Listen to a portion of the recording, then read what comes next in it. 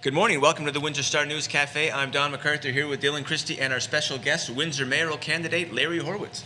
Pleasure to be here with you today. Welcome to the show. We're happy to have you. It seems like you've been everywhere. You're posting lots of pictures with people, so this has got to be one of your last stops. It seems like you've pretty much seen everyone in Windsor. No, there's a couple more people to see. I think I'll be canvassing today. I'll be going to some more businesses. I really enjoy it. Believe it or not, the door knocking, the 3, 4, 5 hours of door knocking every day, gives me a chance to release some energy and talking to people. There's stories of such exciting stories about people's lives, and then so many sad stories. The last couple of days, I've spoken to some people that have, there's 4 people in the family and only 2 of them have jobs. And it's very sad because they're all trying to keep a budget going. And then 2 days ago, I met a woman that's in her house and she had a stroke, which is very sad. I'm hearing a lot of sad stories. And she's nervous about putting her utilities on at night. So she basically lives in the dark in the evenings because she's so fearful of what her bills would be like and that she wouldn't be able to pay for groceries. So there's those stories. And then a few times I stopped into people's homes and they were having a shower. So all these beautiful young ladies were there and they were drinking and offering me alcohol, but obviously I can't drink on the route. Not on the job, right? Not on the job, no. Correct. So that's one of the difficult parts of it. But so I hear so many stories that are so heartwarming and so many stories that are so difficult to realize that our city is going through some very difficult times. And by knocking on doors, you realize exactly where they're at, where they're going, and how difficult it is. And you're able to, not only by stopping at people's homes, by stopping at people's work places, you're able to talk to the employees, and you can really base your platform on what you hear at the door and what you hear at the offices and at the businesses, because that's really where you have to build your policy from. And I started that 6 months ago. I started it back in April, May. Well, you've been working hard. 80 businesses in 80 days? Yeah, we're close to 100 right now. Whoa. We should be at 100 within the next few days. And in terms of residents, I stopped counting, but I've been in every ward in the city, on almost every area in every ward of the city, and I really enjoy it. I really wish, and it's funny, I don't think any other candidate of the mayoral level is knocking on doors, and I wish they would, because they'd learn about the community. They would be able to understand it better, and I'm really enjoying it. And I really wish, in a way, last night I was thinking to myself that every time it's hard to start, but once you start and start talking to people, you don't want it to end. They're pulling me out at 8 o'clock and it's starting to get pitch black outside, and they're saying, "You got to stop, you got to stop." And I'm going, one more door, and that door happens to be usually the last door or two are the ones that I enjoy the most, because somehow there's a surprise. Well, you're likable. Yeah, you are likable. We're going to show Graston's cartoon here because in the chamber debate, and I want to say this, Larry, I thought you did very well at the chamber debate. You showed a lot of passion, a lot of heart, because unlike sort of the other guys, you haven't been mayor before. You haven't been a city council before. You've been on the Downtown Windsor Business Improvement Association. You've gone to City Hall. You organized Balloonapalooza, all of this. But why are you going right for the top in the beginning and not for a council seat? Well, I come from a different model. I worked on a PhD at McGill in political science, and I've had the experience. I've built corporations all over the world. In New York, I had a publishing company. In Windsor, I've had managed multi-million-dollar companies. I know how to manage massive budgets. And then I was the chairman of the Downtown Windsor Business Association. I took on downtown as a challenge 20 years ago, 15 years ago, when nobody wanted to come downtown. Everybody wrote it off. Everybody would say, geez, it was a red badge of courage to say, I won't go near our downtown. And everywhere in the world, every other city I've ever been to, living in New York, living in Montreal, living in Toronto, living in Ann Arbor, all those places, people, their downtowns are the center of their lives. And that's what builds a great city. And I came back and I was embarrassed for Windsor. And I said, I am going to devote myself as a volunteer for the next number of years till downtown is better. So I started as the chairman. I was reelected 6 times out of 10 years as chairman of the downtown. As chairman of the Downtown Business Association, you have to deal with the CEO of the city on a regular basis. I was in her office many times. With the mayor, many meetings. I had his phone number. We would talk personally. Eddie Francis would call me continuously to discuss affairs of the city. I was talking to the head of the Parks Department, the head of transit, continuously fighting for 615 businesses. That's a lot of businesses in Windsor. And so I had that relationship, and I had that leadership position that I believe that was, and I controlled a budget of $1 million. And I had a board of directors that was so diverse. It was nighttime businesses, daytime businesses, and there was a antagonism in some places, but I had to bring them together using personality, using my ingenuity from business. And that's what they do everywhere in the world except Windsor. Everywhere in the world, in New York, if you told them, why hire Bloomberg, a billionaire, to run your city when he hasn't been on council? Okay. How can you imagine the people of New York going, oh, we made a big mistake, we brought in Bloomberg? You know, in Detroit and in cities all over the world, you know, in some cities they do hire their counselors. And what happens is, I mean, look at Toronto.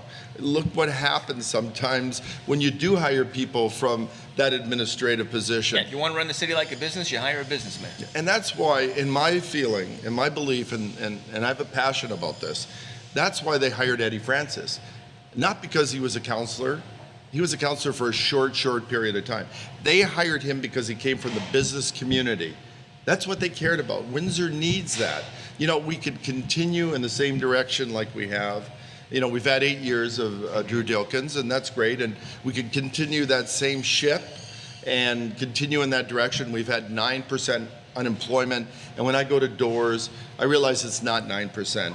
9% is just the numbers. It's really double, triple, who knows? There's so many people that moved into their parents' home.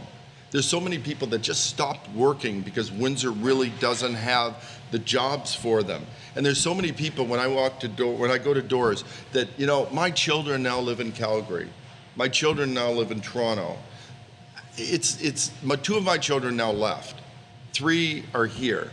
If I don't jump in, if I don't fight for the city right now, today, you know, my other 3 children will be leaving because of opportunities. Mm-hmm. They're educated in Windsor, and it's the best education you can have. In Windsor, they're taught everything about life. They're brought up in a community that cares about each other, that loves each other. It's the best community to grow a family. But you know they're going to leave. You know we've never diversified our economy in 30 years, and I've known you for a long time, Don. Yeah, he used to be my landlord downtown. You were always fair and honorable. You were a great landlord to have. Thank you. I really appreciate it. You know that Windsor has had an opportunity 20 years ago, 15 years ago, 8 years ago, 6 years, to diversify its economy. We keep going back to the same old thing. We keep saying, geez, we're just an automotive city. But we're not. We're an automotive city, and that needs to be glorified and needs to be worked with and kept. But we're so much more. I watched Kitchener. I brought Mayor Zare into Windsor from Kitchener because I thought that was brilliant. And I think Eddie Francis took some of his ideas, which is great because Windsor deserves it. Okay. Now you're full of ideas. Like one of them will show a picture like Stephen Colbert, right? You wanted to bring Stephen Colbert to be a parade marshal after he called like sort of Windsor the rectum of the world, I think it was. You know, Balloonapalooza, you brought Balloonapalooza town. You got a lot of great ideas. Ann Jarvis sort of takes you to task for that. Says you're scattershot, you're all over the place. If you've got 5 priorities, you have none. So address that. Are you all over the place as a showman, or is there some stake with the sizzle? Well, I think the stake is this. I'm a businessman. I have corporations. I have numerous corporations. And to run corporations, you have to know budgeting. You have to know how to balance the books. You can, at the end of the year, have a loss. If you don't, you have no salary. So you have to understand business. You have to focus on the basics, and that's what you do in business, and that's what we haven't done in Windsor. What you need to do in business, the core problems. You find out, you know, who you're selling to, and then you satisfy them.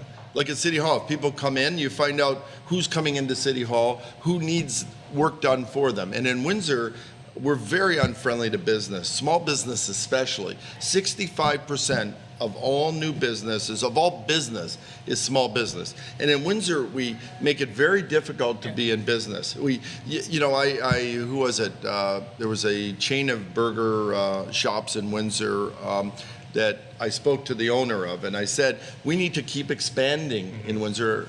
And he said, you know what, I opened 2 shops in Windsor, I opened 3 in the county, I will never open another shop in Windsor. And the reasons he gave me, and this is why going to door is so important, he said that it was very slow to get permits and licenses and very expensive. He said in other cities, if you have a basic permit or license like that, 7 days, you're out of there, business is open, 8 new employees. In Windsor, it takes 21 days. 21 days is unheard of in another city. And the license and fees just going higher and higher. Development fees are higher than anywhere in the area around us, anywhere. So why wouldn't I open my factory in Lakeshore or LaSalle or Tecumseh?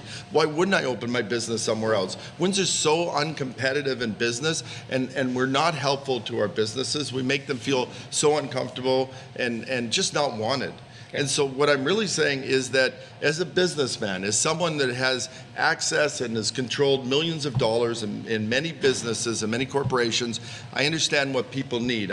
You know what, yeah, you could do those big ideas and everything. You can do them after you finish taking care of what needs to be done to maintain the businesses in Windsor, to maintain what you have in the city, to take care of the basics, to fix what needs to be done. Then you can start doing the big projects, the fun projects. Right. Some of the ideas you have is to reduce development fees, reduce business application licensing fees. So those are some of the actual things that you'd implement, right? That yes. you list out in your platform.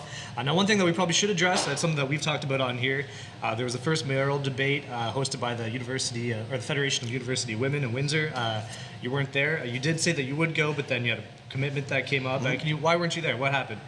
Well, I did have a personal commitment, and we never said that we were going. As a matter of fact... Oh, so that's the miscommunication? Because people are saying that you did commit, but that never happened? Never, ever committed. Okay. And I had a personal commitment that was made a week before, and we said that I wouldn't be at that debate. I'd love to have been at the debate. As a matter of fact, I will be, whenever you want me here, I will be here. Okay, because we were sort of giving you, because your advisor, like, he's a pit bull, like, and that's good, that's what you want. But he had you hunkered down preparing for that chamber debate, so you could put your best face forward. He said, I'll have him come on Trail Talk sort of after that, and sure enough, here you are. Thank you for honoring that commitment. But you're going to be here next Tuesday. I'm going to be here next Tuesday. I'm going to be here next Friday. Which is okay? Yeah, I mean, every day, my pit bull is now, I released the chain a little bit here. And the thing is this, I'm a nice guy. I keep repeating it, and eventually it'll get through. But people will finally believe it. People will finally believe it. And I just want to say that my campaign team felt that as running for mayor, you have to be, you can't just say yes to everything, because you have to, as mayor of the city, I have to be able to prioritize, just like in other areas of sewers and things that are important for the city. I have to learn to prioritize my time and do what needs to be done to make the city better. And so, some things are more fun, like this would be more fun than going and doing some of the tough stuff, going and talking to people about some of their issues that are sometimes can make you cry. But this is the fun stuff, and they kept me away from you guys because it's not all about fun anymore. Fair enough. Let me ask you this. My head, you can't get any of this straight anymore. Has there been a tax freeze in this city, or hasn't there been a tax freeze in this city? You're a businessman. Well, in terms of the actual revenue coming into the city from property tax, there has been a freeze. How much of a freeze I can't tell you, but there has been a freeze. In terms of all the other things that you pay for, if you get a ticket outside today, I'll probably get a ticket. I have a tendency to do that. It'll be a $17 ticket. If you don't pay your parking ticket in 15 days, your $17 ticket will be $52. I've never heard of that, never seen that in another city. If you get a dog license, your dog license now will cost a fortune. If you get a pay for a development fee, your development fee is now huge. If you get license or permits in the city, the prices have gone through the roof. So there's been somewhat of a freeze, but not a complete freeze. And as mayor, I will hold the line on taxes. I will do exactly what they've done, which is not increase the amount of revenue we take in for property tax, but I will work my best. If we manage to expand the city, and you know, I believe as a businessman we can expand the city tremendously. I believe if we manage to expand our tax base, we could even lower taxes down the road. That's my goal. You know, I'm the only one that could say this personally and directly affects me and many people I know. Because, you know, you go to Toronto, you go to London, you go to Kitchener, you go to all the other cities, you go to LaSalle, you go to Tecumseh. I spoke to a doctor the other day in Tecumseh who said, you know why I don't live in Windsor? You know why all my friends don't live in Windsor? Because you guys pay about 30-40% higher in property tax. If we have kept the line on taxes, we haven't done a good enough job, because we're still paying 30-40% more than LaSalle, Tecumseh, Lakeshore, everywhere around us. So that's why we're losing. You know, the doctor said, I could take that 30-40% I'm saving on property tax for the exact same house, and I'll go to Europe once a year. I'll go to China. I mean, I'll go on a vacation. Yeah, so we have to be competitive. We're not competitive. And if we stay along the same lines that we stayed on, which is the last 8 years, we'll continue not to be competitive. We'll just continue to go in the same path.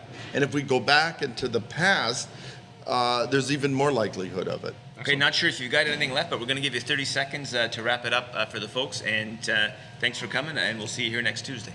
I wish I had 60 seconds. You know, these guys are good people. You've got really, really good people that work for you at the Windsor Star. I want to work really hard. I want to put all my energies 24/7. I'm going to stop doing everything else to serve this city. I will create jobs. I will fix the infrastructure. I will do what it takes to make this city one of the greatest cities in the world. I am disappointed that we haven't been there yet, but I really believe that me working with the people of Windsor and the businesses of the community will make this city one of the greatest cities in the world. I believe it, and I want you to vote for me on October 27th, because I will make a difference. I will make a huge difference in the city. Again, I will work my hardest, and I will put all my energy 24/7 into serving you and the community. Okay, Larry Horwitz, running for mayor, thanks for joining us on Trail Talk in the Windsor Star News Cafe.